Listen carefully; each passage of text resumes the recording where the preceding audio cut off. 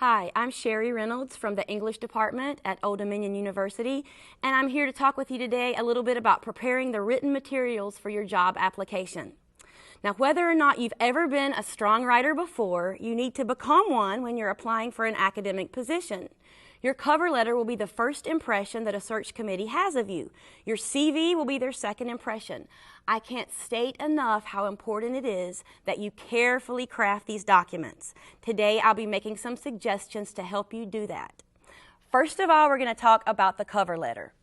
Now, for an entry-level job, try to keep it to a single, well-written page. Certainly, you should never, ever go over 2 pages. The letter needs to be short, sharp, and memorable. You should expect it to be skimmed. It's been a while since I wrote a cover letter for my job here, so I've been doing some research to see what the experts say, and I learned that most cover letters are given 20 to 30 seconds each. That's not much time, so you're better off to keep it tight and say it right. In the opening paragraph, you want to apply for the position. Begin by addressing a particular person by the right title, not Dear Search Committee, but Dear Dr. James, Dear Professor Consupada. Address it to a person. In your opening paragraph, mention where you saw the job ad or who told you about it, and explain how you match that job description. If you have some connection that could help you out, if your mentor studied at that university or if you met someone from that department at a conference and that person urged you to apply, mention it very briefly here. Your middle paragraph or paragraphs is the place where you highlight the strengths from your CV. Now, this is the protein of the letter. You want to highlight all the things that make you a good fit for the job. Provide a summary of your teaching and research in this section. If you're applying to a small college, focus more on teaching. If you're applying to a larger research university, focus more on your research. You might need 2 or 3 paragraphs in this section. And in your concluding paragraph, you want to tell your readers what you can do for their particular department. This is where you share your energy for the position as you wind things up. Let them know how to reach you and be sure that your contact information is accurate. If you're going to be on a research trip to Peru, say so. Make sure they have an accurate email address and phone number, and also mention any upcoming conferences you'll be attending, particularly if you know that they'll be interviewing there. If they've only requested a cover letter and a CV, offer to send them other materials like your course syllabi and evaluations. And here are a few last points about the cover letter. Be sure you've addressed all the different aspects of the job described in the ad. Be sure you've tailored the letter to fit their position. While it's a good idea to have a general letter to work from, you'll engage the search committee by knowing their needs and shaping your letter to match them. One of the very biggest mistakes that an applicant can make is sending a generic letter. If you have a friend who's recently been hired to an academic position, ask to look at their winning cover letters and pay attention to what they did right. Next, I want to talk with you about some tips for preparing your curriculum vitae. There are lots of websites and books that will show you exactly how to design a CV and even provide you with a template. You should check out websites from professional organizations in your field and craft your CV so that you're emphasizing what's most important. You can also visit the Chronicle of Higher Education's website for more advice. Obviously, you need to provide contact information about your educational background, your employment history, teaching experience, publications, presentations, committee work, and awards. The tips I have for you are more practical in nature. You want to make your CV easy to follow and easy to read. Avoid strange or multiple fonts. Be consistent in your formatting. These first 3 points all go together. You have to remember that the people reading your CV are looking for a colleague. The person they hire will be writing committee reports and tenure and reappointment letters, so clarity matters. And the easiest way to be clear is to keep it simple and consistent. Use a standard font all the way through. Make a decision about whether you intend to use italics or underlining to designate the names of book publications, and do the same thing in every section of your CV. When you list your degrees, your teaching experience, your accomplishments, it's traditional in most fields to begin with the most recent and work your way back. You have to be consistent with this. If you want to reverse the order, I guess that's okay too, but do it the same way for every heading on your CV. Be sure that when you're listing your publications, you only list works that have been published, not works under consideration, not works you've been asked to revise and resubmit, only works published. Similarly, be sure to distinguish between works in refereed and non-refereed journals. You can make separate sections for works under review or for refereed and non-refereed publications, but create clear headings so that the search committee can easily distinguish between the different works. You won't pull anything over on a search committee by jamming everything together. Even if it makes your publication list seem longer, it'll backfire. A muddled CV indicates a muddled mind. And even if you have a muddled mind, you don't want the search committee to know it. Include only what's relevant on your CV. There is nothing in the world wrong with working at Home Depot while you're getting your degree, but you may or may not want to mention it to the academic search committee. On the other hand, if you're applying for a position in film studies and you've made a documentary about everything that goes on in the Home Depot break room, you should probably say so. If you're applying for a position in oceanography, it probably isn't relevant that you were named the most valuable player on the high school softball team. But it is relevant that you volunteered at the Virginia Marine Science Museum, even if you were unpaid. Be selective about what you include on the CV. You have to sell yourself, of course, but if you can't discern between what's relevant and what isn't, you will likely not make the short list.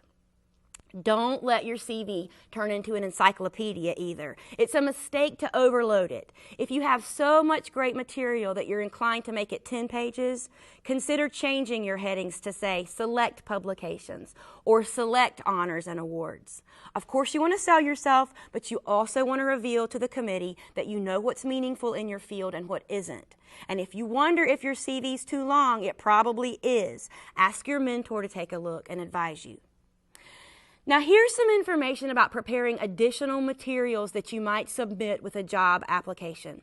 Before we begin here, let me make clear that you don't want to send any of these extra materials until the search committee requests them. Send exactly what the job ad asks for.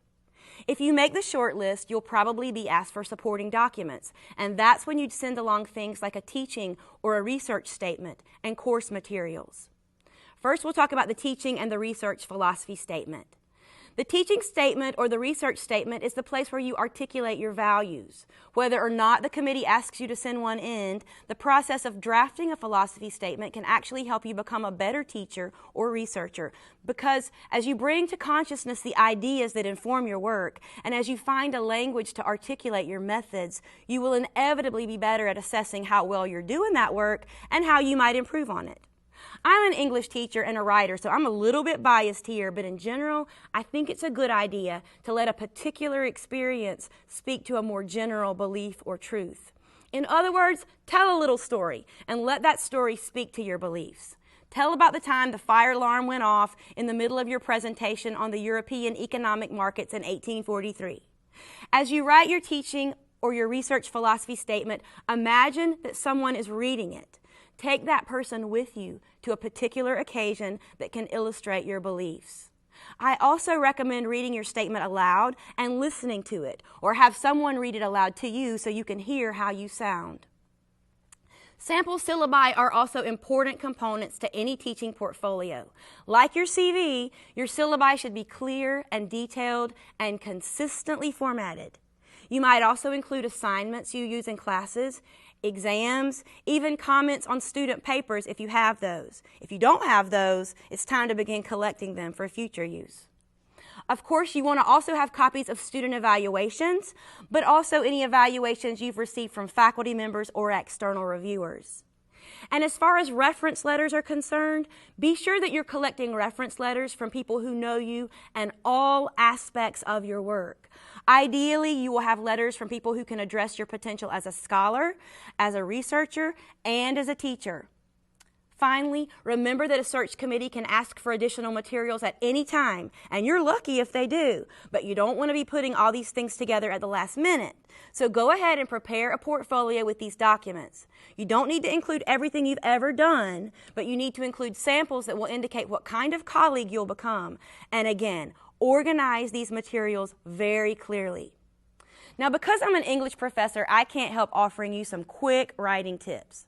Remember that you're going to be judged first on your writing. And if the writing isn't clear and convincing, you will never meet that search committee in person. So make the writing strong.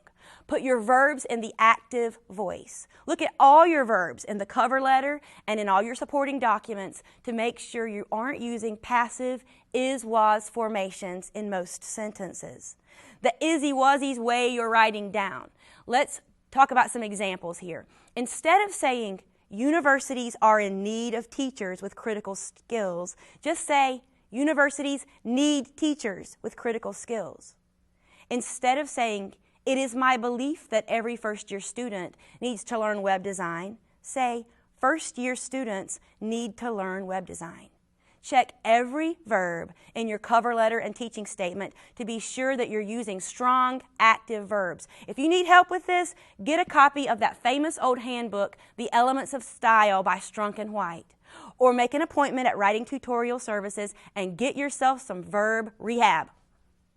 You also want to use specific and concrete language in your writing.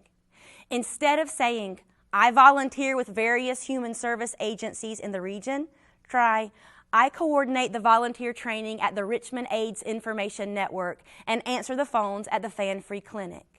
Writers convince through specific details, so use specific details.